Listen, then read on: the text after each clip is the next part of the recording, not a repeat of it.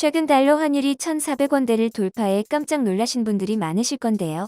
이 때문에 빨리 한미 통화 스와프를 체결해 환율을 낮춰야 한다는 의견들이 나오고 있고, 실제로 이를 체결하기 위한 시도들이 계속되고 있습니다. 하지만 통화 스와프를 원하는 우리의 요청에도 미국 정부는 묵묵부답인데요. 중간 선거를 앞두고 있는 바이든 대통령 입장에서 통화 스와프로 인한 경제 상황 변화는 그리 달갑지 않기 때문입니다. 바이든이 계속 통화 스와프에 응하지 않아 환율이 1,500원대까지 가는 등의 사태가 벌어지면 과거 외환 위기와 같은 경제난이 오지 않을까 우려하는 목소리도 나오고 있는데요. 다행히 그 정도까지는 걱정하지 않아도 될 것으로 본다는 게 관련 전문가들의 의견입니다. 왜 그렇게 말하고 있는지 자세히 알아보지요. 사람들이 한미 간 통화 스와프가 이뤄지지 않고 있는 것에 대해 불안을 나타내는 건 현재의 환율이 IMF 외환 위기 시절의 수준이어서인데요. 많은 분들이 기억하다시피 당시 우리 원화 가치는 종이 조각에 가까워져 물가가 치솟아 올라 서민들의 고통은 극에 달했습니다. 기업들도 상황은 크게 다르지 않아 외환위기 전 빌렸던 외화로 투자해 성장했던 여러 기업이 큰 피해를 보거나 아예 문을 닫아야 했지요.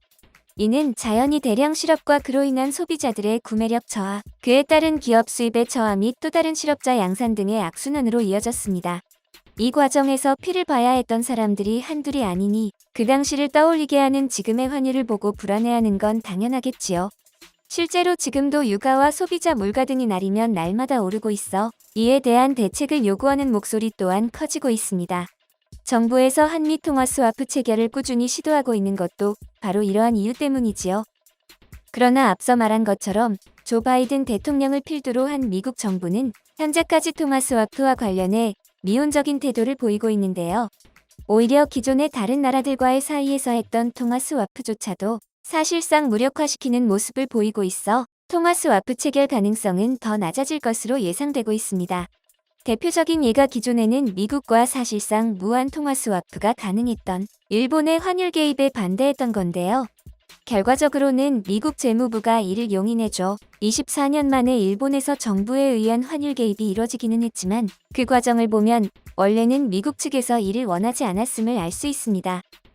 잘 알려진 것처럼 일본은 1조 3,300억 달러에 상당하는 외화를 보유하고 있는 중국에 이은 세계 2위의 외환 보유국인데요. 이 외화 대부분이 미국 달러, 그 중에서도 특히 채권 형태로 갖고 있는 것들이 많아 이를 팔거나 하는 형태로 통화 스와프나 정부 차원에서의 환율 개입이 가능했습니다. 일본이 무한 통화 스와프가 가능하다는 이야기가 나왔던 것도 바로 이 때문인데요. 그런데 이를 통한 일본 정부의 환율 개입을 미국이 제지하려 했기에 큰 파문이 생긴 겁니다. 아시아 경제 흐름에 대해 잘 아시는 분들이라면 일본 정부가 직접 환율을 조정하려 나서는 건 절대 예산 일이 아니란 걸 아실 건데요. 그도 그럴 것이 이번 환율 개입 전에 마지막으로 이뤄진 환율 개입이 무려 24년 전에 있었기 때문입니다.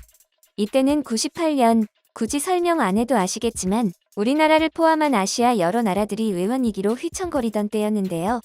개별 국가를 넘어선 아시아 전체의 경제 위기였기에 일본에도 불똥이 튀지 않도록 정부 차원 개입이 필요했던 시기입니다. 그 이후로는 2008년 세계 금융위기 등 다른 경제적 위기들에 직면했을 때도 환율에는 직접 개입하지 않았던 일본 정부가 이번에는 환율 조정에 나선 걸 보면 상황이 보통 심각하지 않음을 짐작할 수 있는데요. 그도 그럴 것이 일본도 우리나라처럼 엔화 가치가 무시무시한 속도로 떡락하고 있기 때문입니다. 현재 일본 엔화는 26일 기준 1달러당 144.5엔에 달할 정도로 기록적인 약세를 보이며 환율 조정이 이뤄졌던 1998년 이후 24년 만에 처음으로 달러당 144엔대를 기록 중인데요. 올해 초 달러당 115엔 정도였던 걸 생각하면 1년도 안 되는 기간에 무려 25%나 뛴 겁니다. 이런 엔화 약세로 수출은 줄었는데 원유랑 천연가스 수입액은 크게 느는 등 무역 수지 적자가 커지자 일본 정부가 환율 조정에 나서게 된 건데요.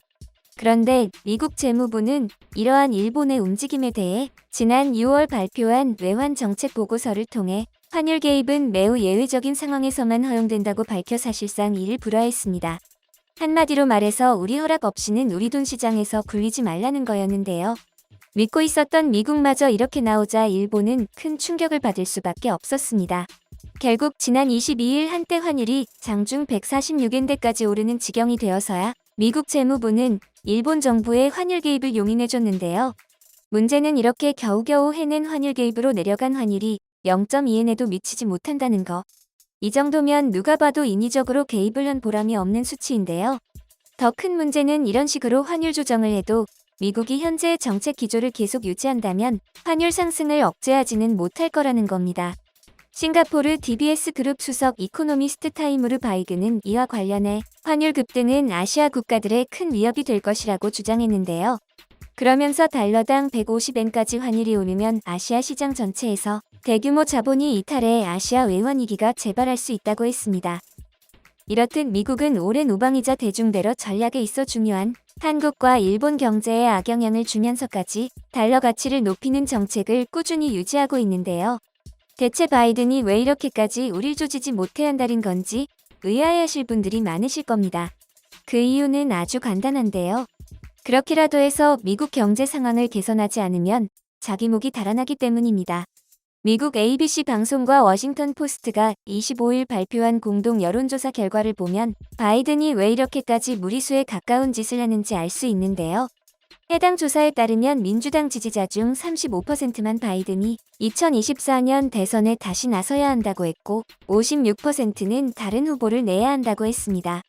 한 사람이 대통령을 2번 할 수 있는 미국에서 이런 결과가 나온 건 사실상 백악관에서 나가라는 소리인데요.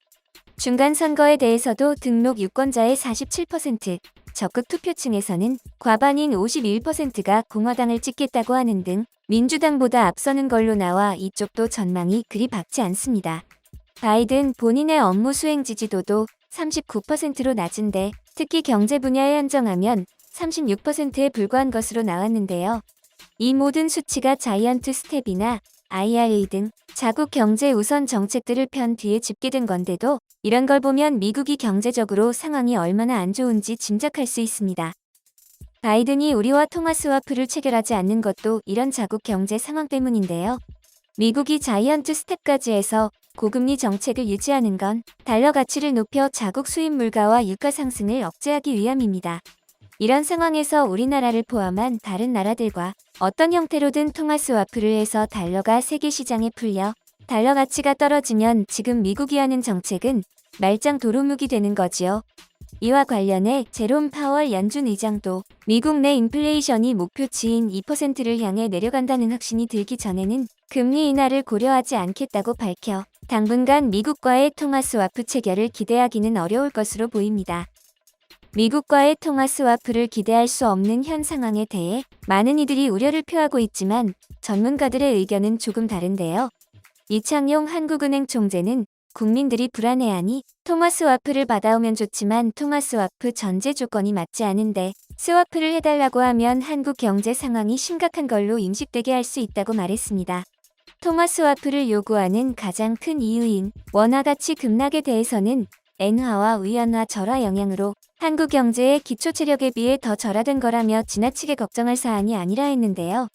불행 중 다행히도 이 총재 말대로 6월 말 기준 대외금융 부채를 제외한 순대외금융 자산은 7,441억 달러로 세계 금융위기였던 2008년 말 마이너스 703억 달러까지 떨어졌던 것과 비교하면 상당히 양호합니다. 따라서 통화 스와프가 이뤄지지 못하더라도 일각에서 우려하는 수준의 위기가 올 가능성은 낮다는 건데요.